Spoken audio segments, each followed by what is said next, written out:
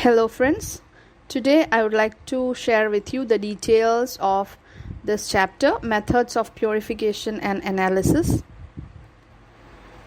So let's see the details. The choice of the method of separation depends on the nature of the substances being separated. All methods rely on there being a difference of some sort, usually in a physical property such as boiling point between the substances being separated. So note this point, usually the physical property changes. Based on that difference, we choose the method of separation. So the first method I would like to introduce here is filtration. This method is used to separate an undissolved solid from a mixture of the solid and a liquid. So if there is a solid and a liquid mixture, you can separate the undissolved solid through this method. So the method here is given. An undissolved or insoluble solid can be separated from a liquid by passing it through a piece of filter paper in a filter funnel. The liquid which passes through the filter paper is called the filtrate. The solid that stays on the filter paper is called the residue. This residue should then be washed with distilled water to remove any solution between its solid particles. So that's how you do filtration. And here is the picture which shows the demonstration of filtration. An example is sand can be separated from a mixture of sand and water. So as you can see here, there is a filter funnel. Inside that you will see a filter paper. This filter paper is a semi-permeable paper that separates solids from liquid. And this is arranged carefully in such a way that the liquid passes directly to the beaker, and the liquid which gets collected in the beaker is called filtrate, and the solid particles which is collected on the filter paper is called the residue. As you can see here, the solid particles which is the residue trapped by filter paper, and what has been poured here, the mixture of liquid and solid. So that is getting separated now. Mixture of liquid and solid is poured through the filter paper. Residue gets stuck on the filter paper, and you will see the filtrate in the beaker. So this type of separation is called filtration. The next method is crystallization. This method is used to separate a dissolved solid from a solution. The previous method was insoluble solid, but this crystallization is to separate a dissolved solid, a soluble solute, from a solution. So now here comes the method. Solution is heated, allowing the solvent to evaporate and leaving the saturated solution behind. So saturated means, how do you test? How can you know that if a solution is saturated? You can test it by dipping a clean, dry glass rod into the solution. If the solution is saturated, crystals will form on the glass rod when it is removed and allowed to cool. The saturated solution is allowed to cool slowly, and solids will come out of the solution as the solubility decreases, and crystals will grow. Crystals are collected by filtering the solution. Then they are washed with very little amount of cold distilled water to remove any impurities, and then allowed to dry. So make sure that you are washing it with very limited amount of cold water, because this is a soluble solute. So if we cannot use more amount of water or hot water, we are not supposed to use. Cold water we are supposed to use. So that's the method. Heating, then when it's saturated, leave it for cooling. When it's cooled, you can see the crystals start forming from there. Still, crystals will start growing from there. Afterwards, you filter that crystals, and you can wash it with a little amount of water and then allow it to dry. So that's crystallization. As you can see here, this is an example of separating copper sulfate from a solution of copper sulfate in water. So here is the step 1. There is a solvent. Solvent is a liquid in which you dissolve the solute. So solvent and then solute, the impure solute dissolved in a solvent. Step 2 is we are heating it or evaporating it in an evaporating dish or basin. So most of the solvent gets evaporated and the solution becomes saturated. We dip the glass rod and see if the solution is saturated. And when you know that the solution has reached its saturated point, you stop heating and allow it to cool. Then crystals start forming. You wash it and dry it with filter paper. That's what written here. Cold solution is poured off to obtain the crystals. The crystals may be dried by pressing them between sheets of filter paper. So that's a method of separation. That's called crystallization.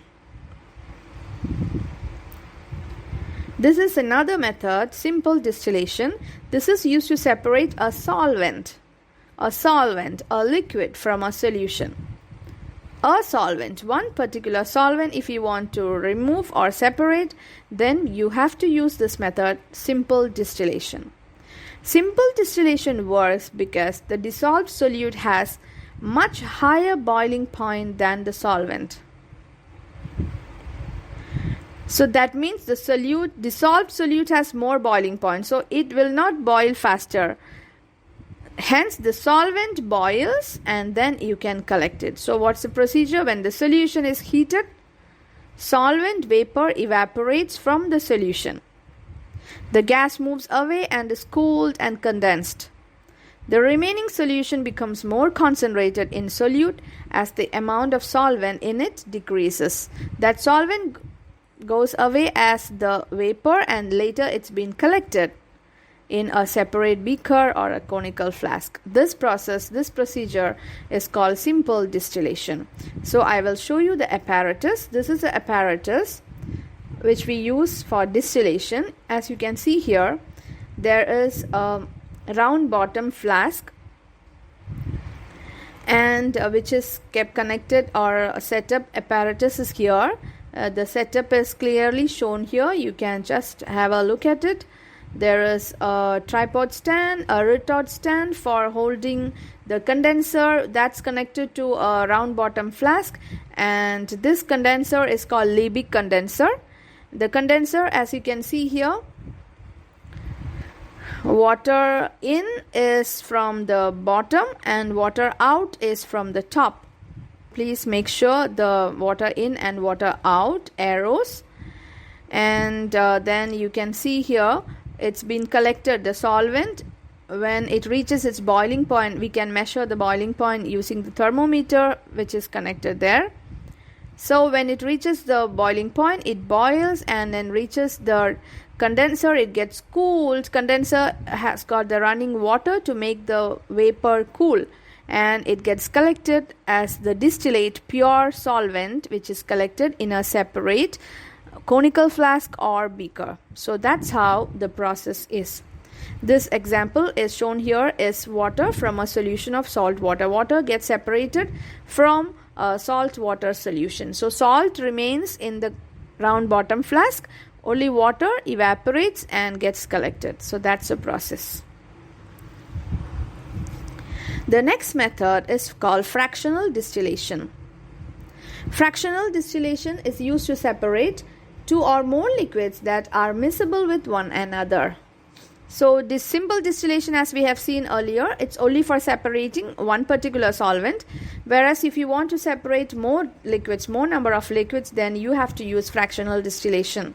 And this distillation, fractional distillation, works because different liquids have different boiling points. In fractional distillation, when the mixture is heated, vapors rise through a column. That column is called fractionating column. Through a column which is hotter at the bottom and colder at the top. Vapors condense when they reach a part of the column that's below the temperature of their boiling point. Then the liquid flows out of the column. Now you can see there are two ways of obtaining different liquids from the column. The first method is by collecting different liquids from different parts of the column. So there will be different collecting positions or parts in that column where you can collect different boiling point liquids. The second method is by continuing to heat the mixture to increase the temperatures in the column. So one by one you can collect based on the boiling point. Lowest boiling point liquid is collected first. So these are the two methods. This is the method which I showed you now, fractional distillation. As you can see here, this is similar to the simple distillation apparatus. Only difference you can notice here is that there is a fractionating column here. The round bottom flask is connected to a fractionating column, and thereby there is a thermometer, there is a condenser. The remaining everything is similar to simple distillation apparatus. So you can see the separation shown here is alcohol or ethanol gets separated, ethanol and water gets separated from the mixture of two. So you can collect both ethanol and water. That's shown here. So first collect ethanol, then collect water. So that's it, based on its boiling point. So since ethanol is having lower boiling point, so it gets collected first, followed by water. So that's how you can separate more than one liquid through this method. So this is the first thing I told you before. You can separate the contents as different portions in different position. As you can see here, this is an example for that. Fractional distillation of crude oil or petroleum. This is a huge column, fractionating column, as you can see, which has got separate outlets where you can collect different fractions based on their difference in boiling point. So in this fractionating column, you can see the lower bottom part is hotter and the upper region is more colder. So those who are having lower boiling liquids or lower boiling materials can reach at the top. As you can see, those who are having carbon one, this particular thing, petroleum or crude oil, is for separating mainly hydrocarbons. Fractional distillation of crude oil. So that means hydrocarbons. So there will be simpler hydrocarbons to heavier hydrocarbons. As you can see here from the picture, simpler hydrocarbons will be having lower boiling point, so getting collected at the topmost position. C1 to C4, they are gases and they will be collected at the uppermost position. They are liquefied petroleum gas, LPG. Second one is naphtha, which can be used for making chemicals. Third one is petrol, otherwise called gasoline. The use is we use petrol for vehicles. The fourth position is kerosene or paraffin oil, which you can use for as jet fuel, paraffin for lighting and heating. And then comes diesel oils, which is used as a diesel fuel in diesel fuel engines. The next one is lubricating oil, which is used for lubricating oils, waxes, polishes, everything. And the next one comes fuel oil, which is used as a fuel for ships, factories and central heating. The last one is residue or bitumen. It's called bitumen or residue, which is used for roads and roofing. So that's how. So based on the heaviness and based on the boiling point, we can separate this using the fractional distillation method. So this is first method. This is a one method which I told you we can collect it in different regions. The earlier one was collecting it through one particular region. So that's it. The next example is fractional distillation of air. About 78% of the air is nitrogen and 21% is oxygen. These two gases can be separated by fractional distillation of liquefied air or liquid air. So how do you liquefy the air? First, air is filtered to remove dust and then cooled in stages until it reaches minus 200 degrees Celsius. At this temperature, it is a liquid. The air has been liquefied. So that's a process. You cool it, first filter and then cooled until it reaches minus 200 degrees Celsius. At that particular temperature, you can see the air gets liquefied. So that's the first step. Then what will happen? After liquefying, water vapor condenses and is removed using absorbent filters. This is what happening when you liquefy the air. So water vapor condenses and is removed using absorbent filters. Carbon dioxide freezes at minus 79 degrees Celsius and is removed. Oxygen liquefies at minus 183 degrees Celsius. Nitrogen liquefies at minus 196 degrees Celsius. The liquid nitrogen and oxygen are then separated by fractional distillation. So now you can see liquid nitrogen and oxygen are having boiling point difference. Nitrogen is minus 196 degrees Celsius, oxygen is minus 183 degrees Celsius. So there is a difference in boiling point. So obviously if there is a mixture of these gases, you can separate them using fractional distillation method. So here is the setup of the apparatus. The liquefied air is passed into the bottom of a fractionating column. Just as in the columns used to separate oil fractions, the column is warmer at the bottom than it is at the top. So as you can see here, this is a separation method. So the one which boils out will be the lowest one, and therefore gaseous nitrogen, who is having minus 190 degrees Celsius, will be collected earlier than liquid oxygen. So that's how.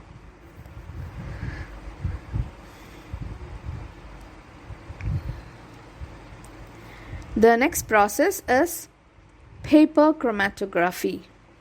Chromatography, chroma means color. Chromatography is a technique of separation of soluble substances, especially colored substances. So this is often used to separate colored substances such as food colorings, inks, dyes, or plant pigments. So that's a method we use. Let's see the details. This is the apparatus setup. It's nothing but you need a filter paper or a chromatography paper, we say, and there should be a beaker, and we need a solvent. So as you can notice here, there are only main two components in paper chromatography. The first one is a paper, which is an absorbent paper. We call it as the stationary phase, as this is not going to move. The second is the solvent that acts as the mobile phase. It rises through the paper by capillary action, dissolving and carrying the mixture along the way. So that's the process. So as you can see here, the paper, the setup of this thing, and then I will show you how is a method. This is the setup of the apparatus. Now the method. Use a ruler to draw a horizontal pencil line 2 cm from the end of chromatography paper. We cannot use a pen because it will dissolve in the solvent and interfere with the results. Use a capillary tube to put a tiny spot of sample mixture on the line. The paper is suspended in a container with a shallow layer of a suitable solvent in it. It is important that the solvent level is below the line with the spots on it. When the solvent moves up the paper to dissolve a mixture, substances raise up at different speeds depending on how much they are attracted to the two phases. So the solvent moves up. Along with that, the mixture also will be moving based on the solubility.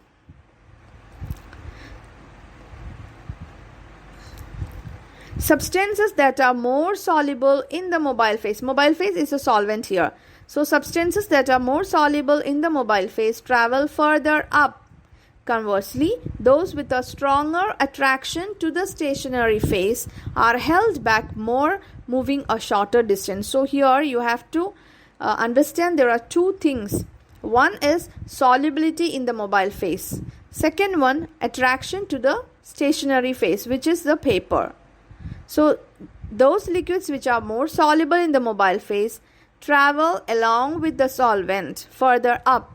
Those solids which have stronger attraction to the paper or those liquids which are attracted more to the paper will be held back more, moving only a shorter distance. As you can see here in this picture, the start line is there. We have kept the mixture on the start line, and after some time the solvent start moving from the bottom towards the top until the solvent front is the solvent will always be a step ahead of the substances. We call the upper edge of the solvent front. So along with the solvent front, you can see that particular mixture contains substance 1, substance 2, substance 3 and substance 4. So they are adsorbed in particular regions, in different regions, based on their solubility towards the mobile phase and based on the attraction to the paper. So we call this colorful paper with a line of separated spots a chromatogram. So before that we call the paper as chromatography paper, but now after the separation we call this as a chromatogram. As the solvent slowly travels up the paper, different components of the ink mixtures travel at different rates and the mixtures are separated into different colored spots. So as you can see here, different colored spots are separated based on two things. One is solubility and the other one is attraction to the stationary phase. How can you interpret these chromatograms? When there is only one spot, pure substances will produce only one spot on the chromatogram. So identify if the substance is pure and impure using this chromatography method. If after separation, if you see only one spot, then it is a pure substance. If there is more than one spot for a mixture, then you can say that that particular mixture is impure. If two or more substances are the same, they will produce identical chromatograms. They will produce at the same level. The spot will be at the same level. If the substance is a mixture, it will separate on the paper to show all the different components as separate spots. An impure substance therefore will produce a chromatogram with more than one spot. So that's how you distinguish pure and impure substances. The next one, how do you identify the substances from this chromatogram? They have separated into different spots, but what is a measurement? How do you measure? There is a value called RF value. It's called retention factor. And what is that? How do you find out this value? So when you are getting different spots, you can measure the distance traveled by the solvent and distance traveled by that particular mixture. We can identify the substances present by measuring the distance they traveled relative to the distance traveled by the solvent. And distance traveled relative to the solvent is called the RF value. For each compound, it can be worked out using this formula.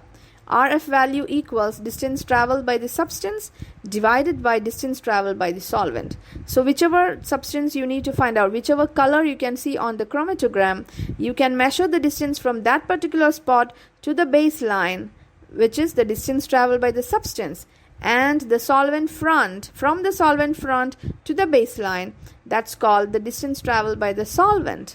So you divide distance traveled by substance by distance traveled by solvent, you get the RF value.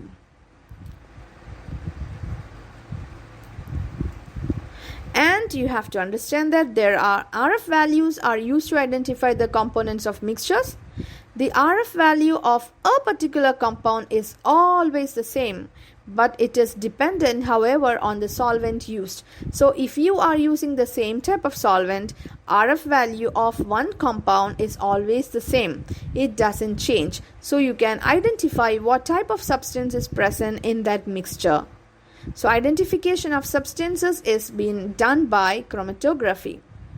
If the solvent changes, then value also changes. But if you are using same solvent for different substances, then they will show the values respectively.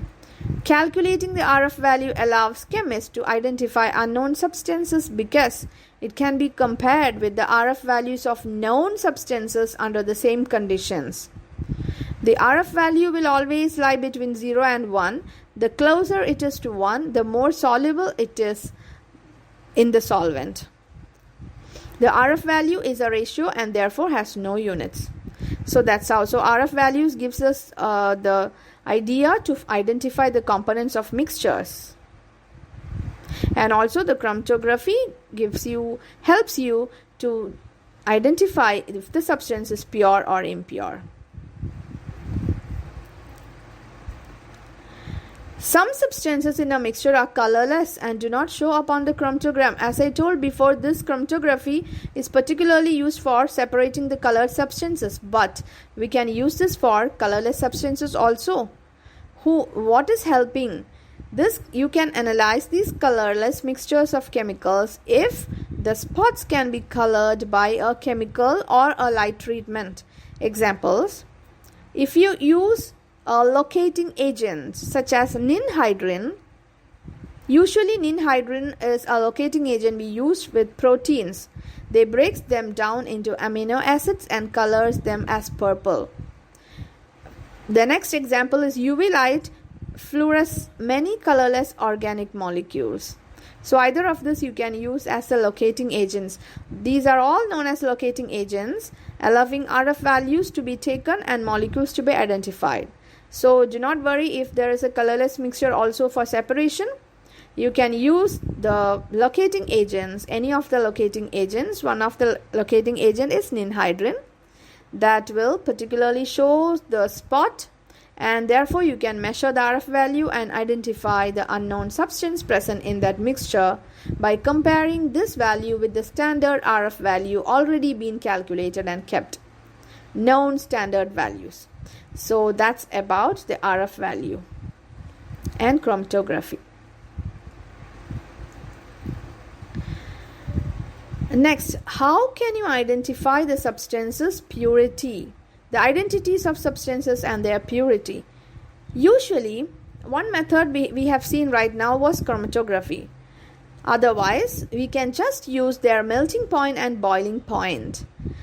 You can just measure their melting point or boiling point. That's the next method. So pure substance, when substance is pure, they melt and boil at a definite, specific, constant temperatures.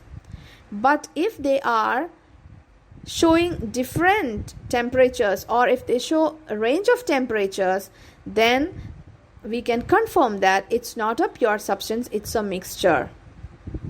It's a mixture of, or it's impure. It's impure. That mixture is impure or it's an impure substance.